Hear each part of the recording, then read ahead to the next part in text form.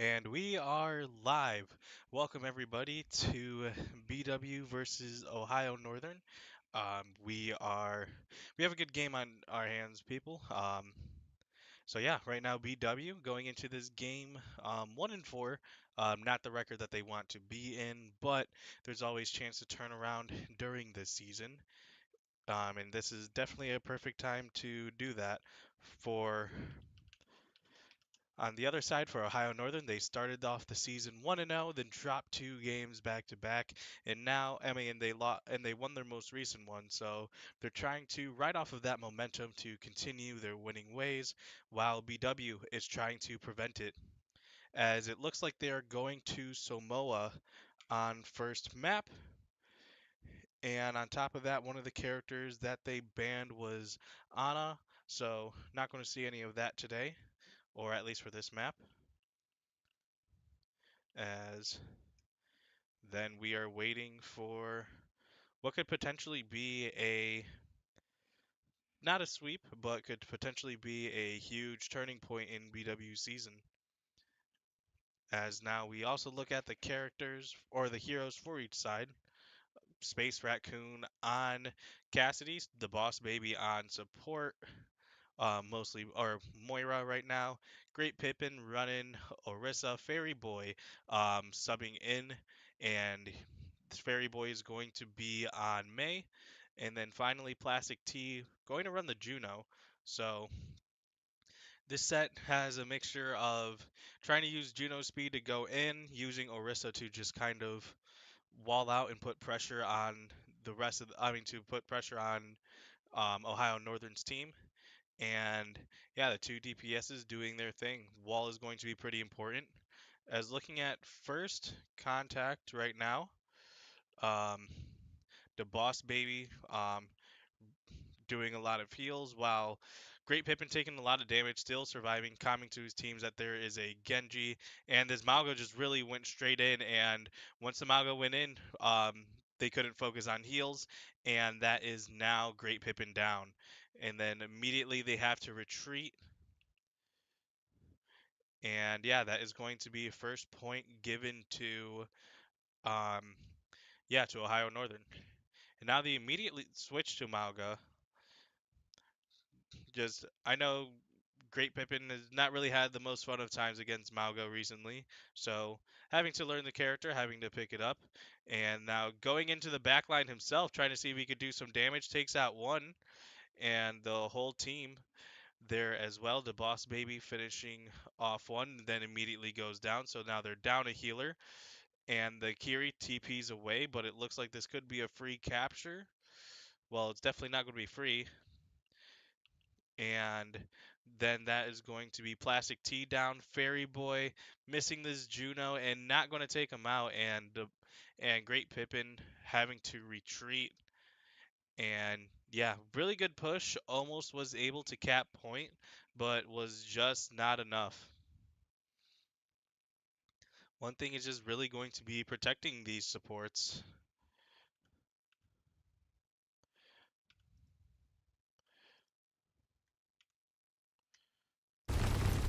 Sorry about that, audio. But yeah, it's going to really come up to protecting those supports, as they're not going to do there. And with that ult with Genji and Malga, our Malga has to then retreat, but is not going to make it. And now the rest of the team is going to have to deal with. Yep, going to have to go back to spawn and wait for their tank to come back out. Is now looking at ults. Plastic T has their ult. Fairy Boy is close to theirs, and other than that, Great Pippin might be able to hit his soon. As now the Kiri and Juno both ult, and both attacking, well, both dying. And now this is going to be a Mei ult that immediately gets targeted, gets taken down.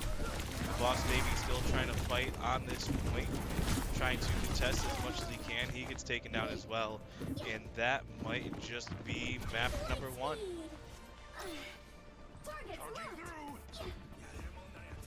So yeah, it didn't look the greatest near the end, but in the in that mid fight, yeah, in that mid fight around like their second encounter, because they only did like two or like three or four fights.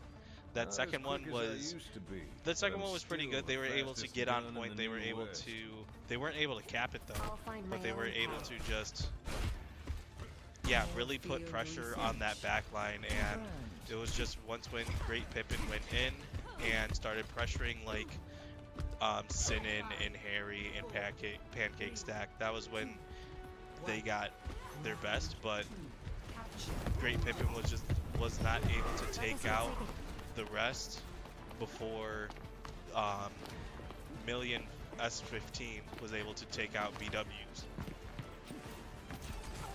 So now taking the leftmost route to try to just hold these angles, but looking on the other side, Ohio Northern is just staying on point, just saying this is ours, and then you have to try to cap it from us, not the other way around.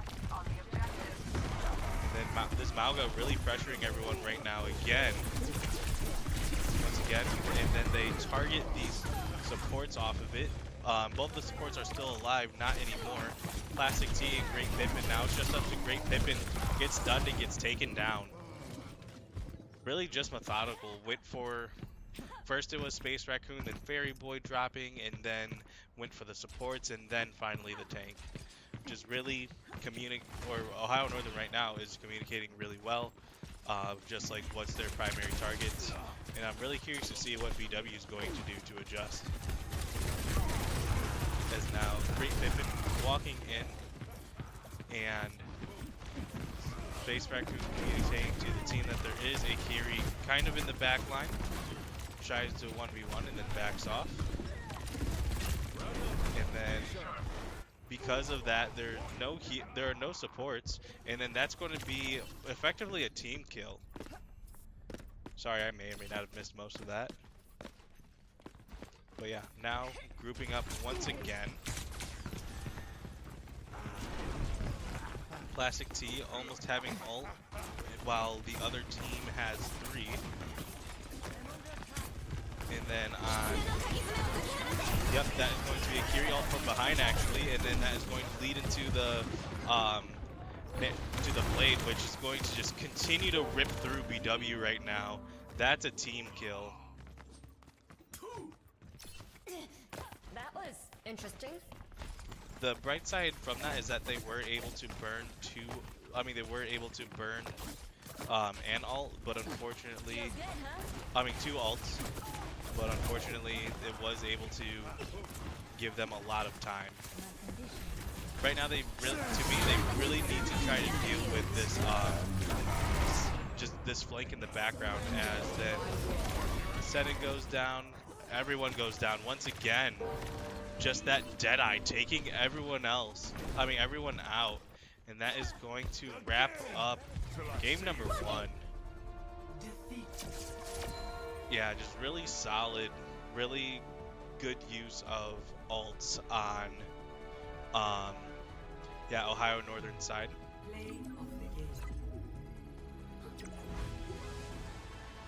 And yeah, play of the game is going to be given to Pancake Stack, but yeah, as we move on to map number 2. So, some of the things that I think that BW should change, I don't know, it just felt like that they weren't super comfortable on that map. Usually when I see them play, they're not on Samoa. But other than that, like really, their backline got pressured very often, and I don't know if that is a thing on the tanks or the thing on any role of just, hey, if we are being targeted, how are we going to make sure that we're protected, or the other way around of like, hey, my teammates are being targeted, how do I protect them? Yeah, just that was just really solid, really really dominant by Ohio Northern. I think really, like, once again, the best play out of those two were when Great Pippin was in the back line. Unfortunately, just there were a lot of times, especially attacking supports when Great Pippin was doing that, BW was doing significantly better. But there were moments even where Ohio Northern just had one support lurking in the back. Um, on that second part, they had the Kiri just lurking in the back, picking off kills when they can, doing damage to the tank, and then once they had ult, they were able to just pop ult, and the Genji comboed with it, which just hurt everyone. And now it looks like we are going to King's Row. Yep, going on to the push or to the hybrid. Um, yeah, so BW, I believe that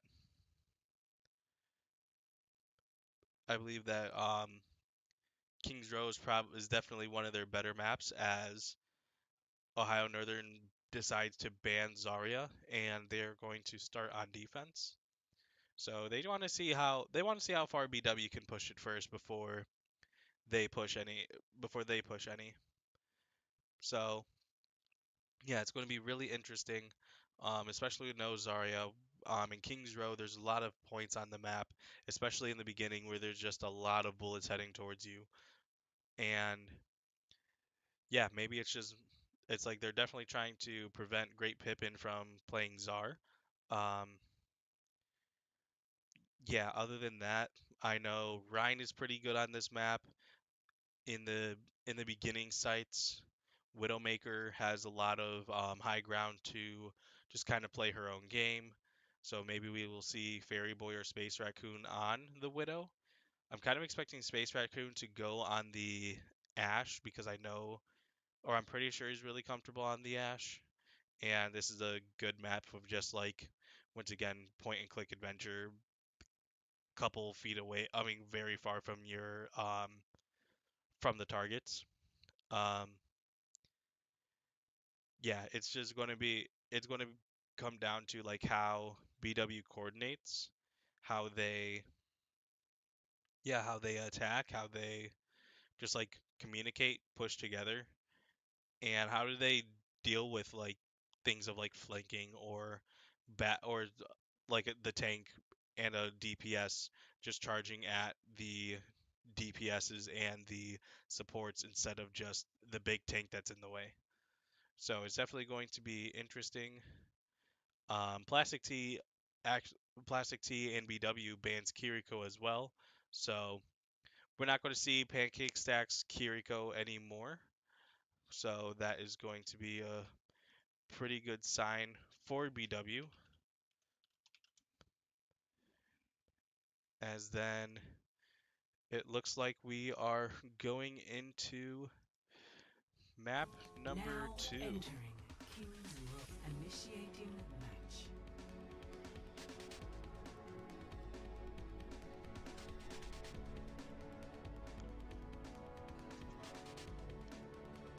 Sorry, as you can see, I'm not used to. But anyways, getting these top points, especially in the beginning, are very crucial. Um, yeah, and we saw the damage that that Ohio Northern was able to do with Kiriko in the first round. So, especially for, I think it was either Pancake Stack or Harry, or no, that was Odie Fody actually. So no more Kiriko for him, instead going for the Ana, and that is also actually going to allow um, Plastic T play Ana as well. I know they're pretty proficient with that character, and they have and Ohio Northern have a couple people on the high ground, just covering like that, covering that space. They have a Junkrat on the bottom, and once again, they just have the Mauga up front. And on BW side, Great Pippin with the Ramatra, Fairy Boy with the Widowmaker that I talked about, and then finally,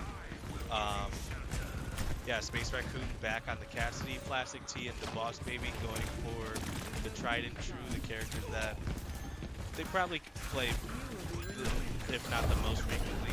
And the Boss Baby immediately going for it, but not getting it. But BW getting the push off of it, and a lot of trades going on. Only 2 left for BW, and then it's going to be Fairy Boy left. Going to have to retreat though. If they are able to survive, that would be pretty. That would be good, at least for like not having to wait for another respawn. And they do. But once again, first score goes to Ohio Northern.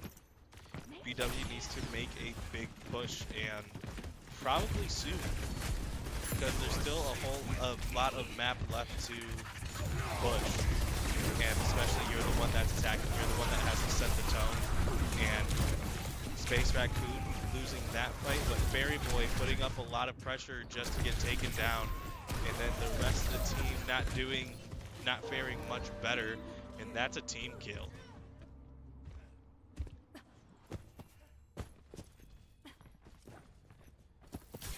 And now Fairy Boy trying to, or well, BW mostly, trying to just put up pressure, trying to wall off certain flanks to see where they can go. That original flank that they did was good of like going to the backline. Yes, it got the Boss Baby killed, but still. With no tank, they are just going in right now. Space Raccoon with a kill, and then Juno gets taken out just for a trade, and then this should maybe be a cap. That isn't ult yet, but Soldier does have ult. And now going to Nemesis mode just to survive. And it looks like he won't be able to for long. Gets a tick and a half, but unfortunately that is going to wind down. Plastic T playing the game of nuisance right now. And it looks like Fairy Boy might be trying to flank, almost having ult, but nothing quite yet. And now that is going to be Great Pippin going to be trapped in the ult, and going to be able to take one out, but then gets traded out. Fairy Boy though still in the back line. Once again, just trying to stay alive, trying to take off more time on that timer, and then both Fairy Boy and the Boss Baby get taken out. So 52 seconds left. That headshot was pretty crucial as well, because that's going to be more time for them to wait for a full regroup. As now that wall is up. BW needs to make a push soon. The Boss Baby, like this fire has just done a lot of damage. That trap, yeah, just a lot of things just neutralizing BW right now, and one of that is that Sojourn ult just doing so much. And now the Boss Baby able to stay alive to back up. So now they are able, this is their last push, but they are able to do this push with the full team. And now, still there's a Riptire on the loose, and there it is. Nobody is on point, except for Great Pippin doing a last stand, and a Boss Baby as well get taken out. And that is going to be it.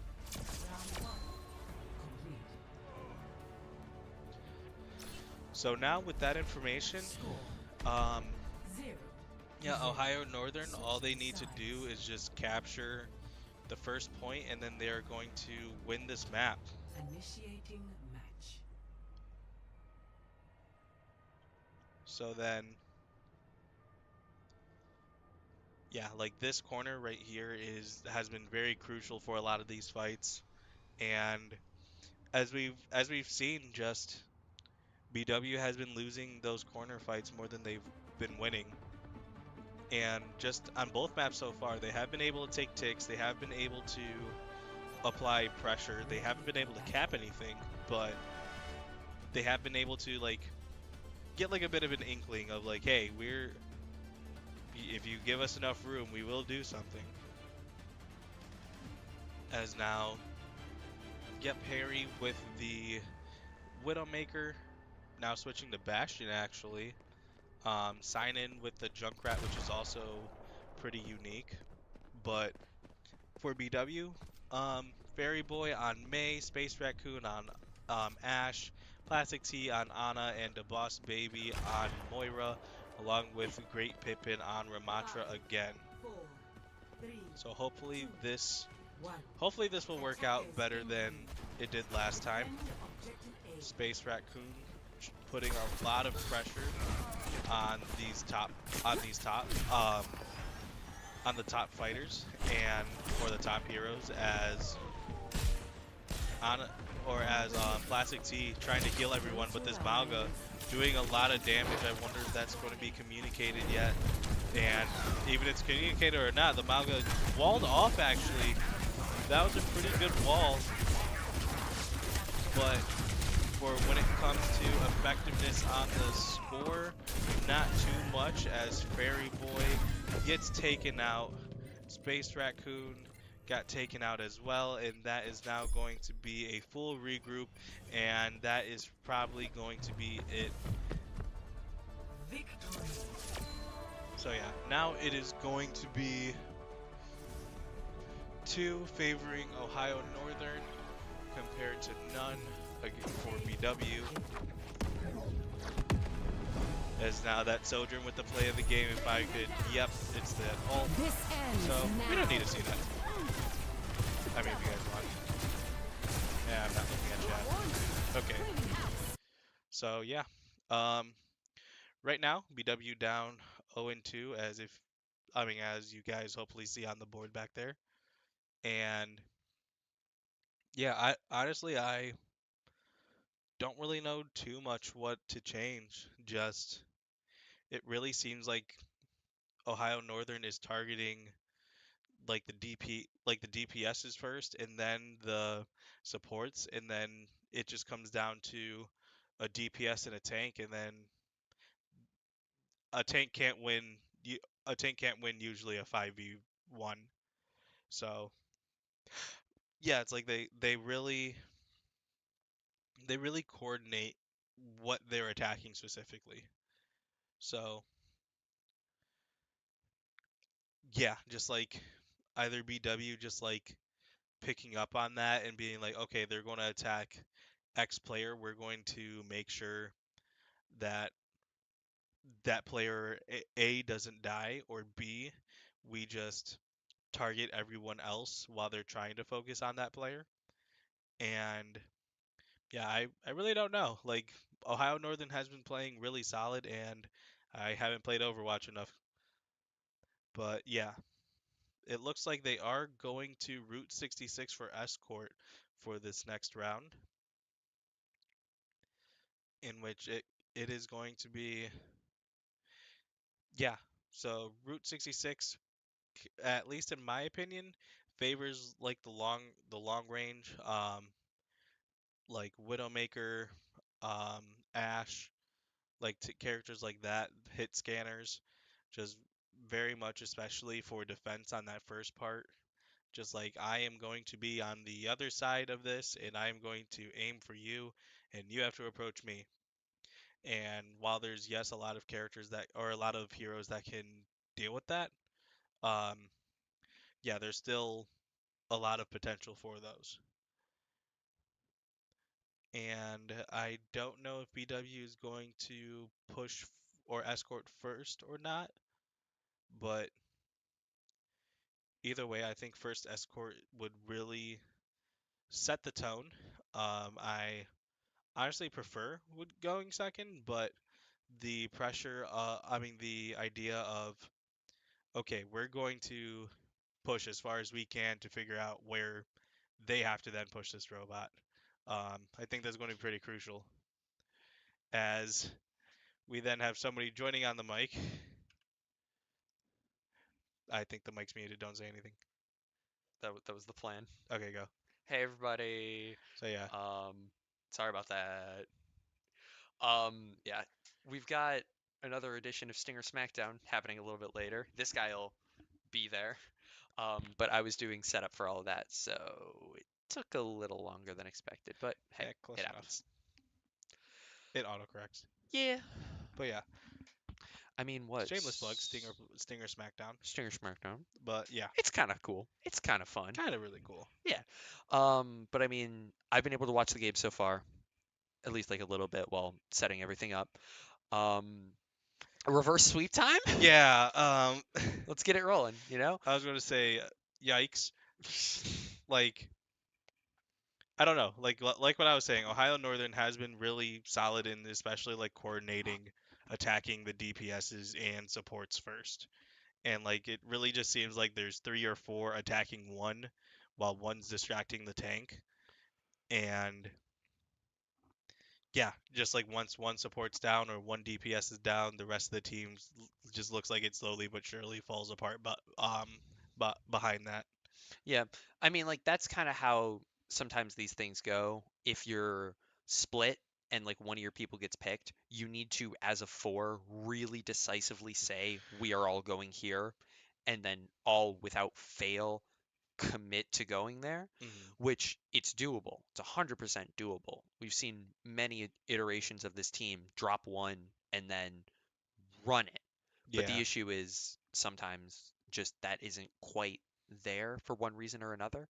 And then exactly what you talk about, that one gets picked and it looks like there's a loss of coordination or something. And then next thing you know, they fall one by one until you're at a full reset.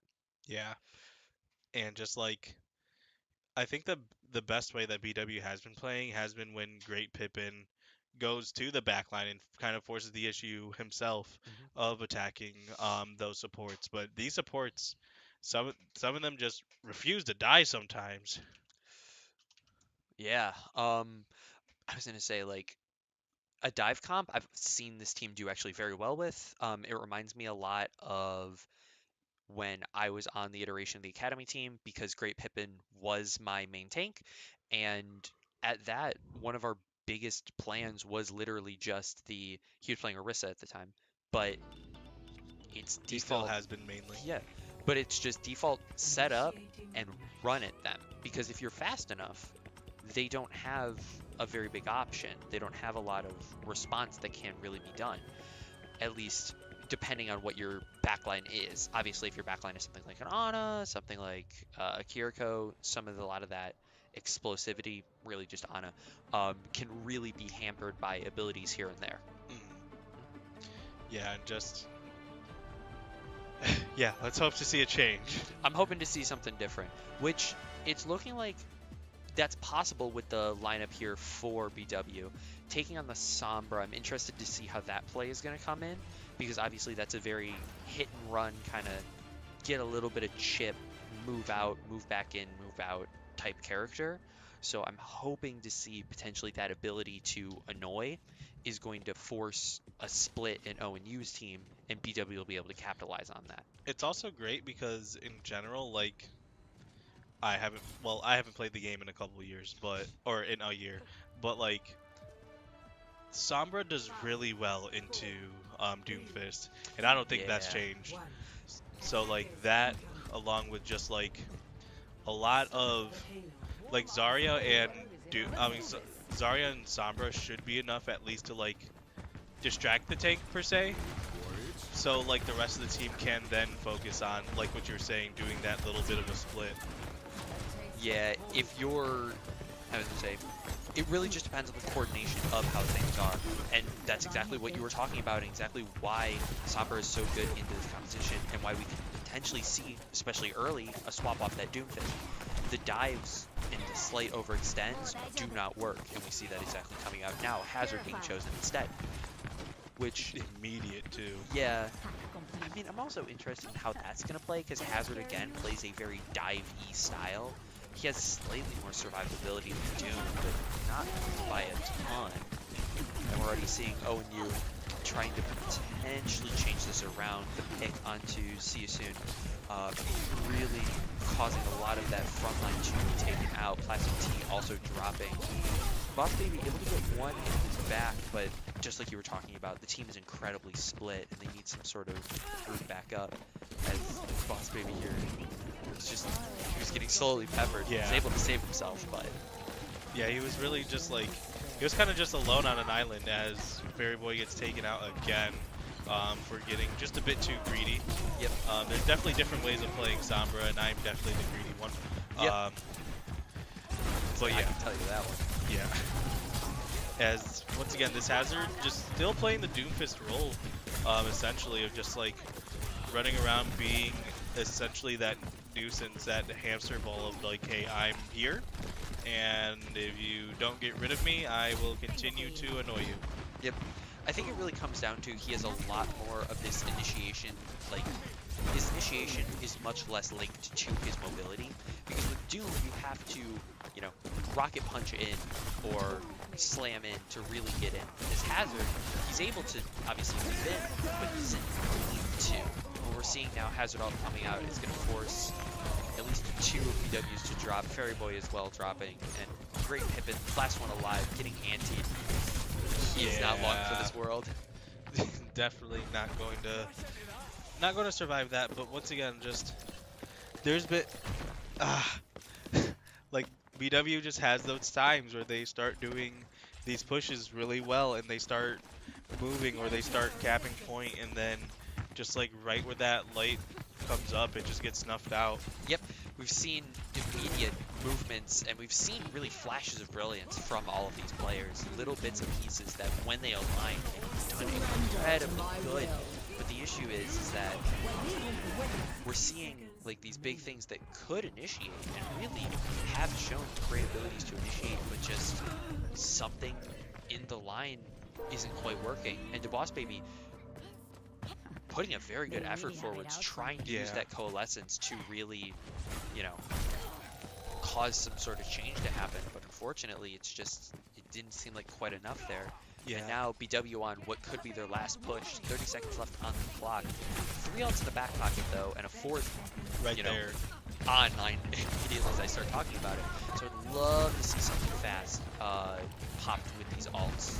Yeah, especially with, I would even want like the Kiri ult first to just at least get them on point, which they do, and then unfortunately there's not much team left to capitalize on it. They're able to pop 2 ults there to get potentially some good plays combinations that the other 2 ults drop before they can be used.